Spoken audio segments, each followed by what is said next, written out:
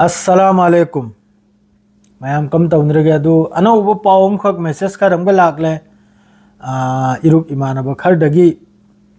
adu haidbi yakhidrba wafam ni se akhoi ga sangna laimanramba mioi ni sangna laimanramba Saudi Arab ta onthokna sangna laimanramba onthokna chamgraba onthokna thamoi chawgraba thagat ningai leite sengna ibda karega di lainadna tinminadna pukham amda ta yakhoi sunat ki तरीका दे चाक चामी नखरिम नि सिदा पुखम हमदता तो याम नुंगाई mini Madre थमो याम चाउथोप mini दिल दरी आइबदु तारे खंगी ब्राने पैसा खजिक त फंगसु मिगी अवाना माद्रे दि मिगी मतेंग तौबा असिने चिंग मयाम मतम दुर तौदनि चाखरमनि अदु मोय गुंबा थमोय चाउ मी सिना हजे पॉलिटिक्स ते चंगलक पकरार सिसु यामने इंपोर्टेंट हमनि करेगा दि मोय सिना पॉलिटिक्स ते चंगला एगा माइ से पाक पई मतुंगदा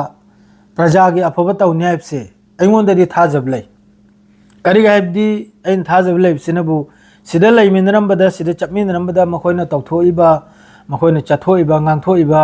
वंगांग सांगांग अममदो यामना अखोयगी पुंजलबे वंगांग अदरे चौखतबे वंगांग गांगतनाबा अदुना मरम ओरगा हुजिक इताउसी मा इलेक्शन लेपदोरे अन तारी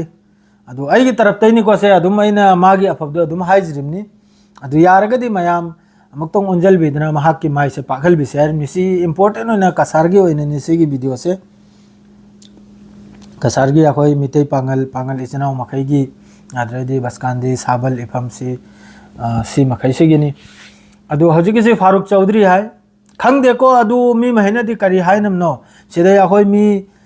पांगल समाजम सिदसु तिलिमनी सऊदी अरब सिदे अखोई लेरि मफम खबर दमम करार सिदा लेरिबा मी खुदिंग मक्ता हंगलुरगसु फारूक से कम मियोइना हबदा कनामतना फत्ते हाइबसे हाइरकलोय करायदि माबु सिदा लैमनदना माग चामिनदना थकमिनदना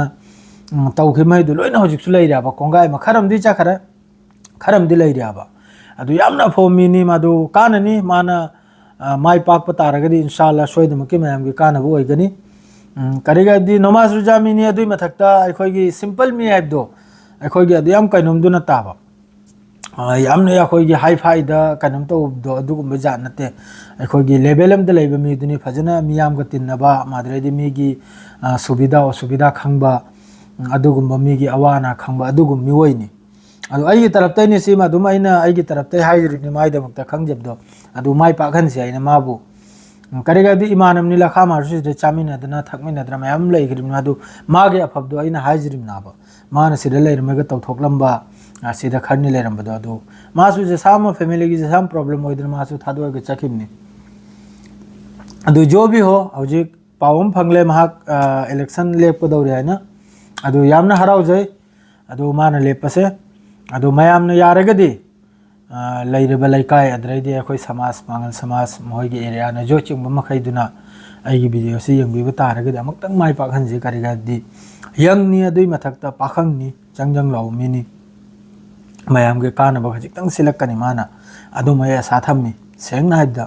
करेगदि ममांगै दिसु मयाम म थोखि एपी पंचायत मेंबर अमम चिंगबा कानब अमफाव तौरम अयामबदा कानब तौरम दे लोइना मसा मसागी ओइजो इथक्ते तौरगे चखि सेंगना हाइबदा अदु महापो अमक्तंग एंगसि माइ पाखनदना अदुनि आइना हाइजरि छ मयामदा अदु अइगी रिक्वेस्ट नि मादु मयाम सिगे वीडियो सि यारमि शेयर तौबिउ फारूक चौधरी सि माइ पाखनसि महाक निर्दोलदरा कनो लेपदोर मारे इलेक्शन से अदु महाकसु मेसेज तनी फोन तौबा हजु फाव माग फोन लाइन फंगनद्रि अदु इंशाअल्लाह इसु तौरनी फोन दो अदु मेसेज तनी हजु फाउनरि से अदु महाक माइ पागन से मयाम अदु महाक तो उंजन बोट से पीसी अदु महाक माइ पाक तबे यादे सेंगना हाइबदा करेगा दिमाग अफबदु अइना उइ सिदा सेंगना हाइदा माना तौरम मान चलम माना चारम थकलम मागी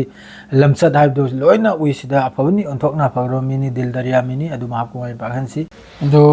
इताव फारूक सने लेपदोरसि आंचलिक पंचायत एपी हर सिदनी अदु मयाम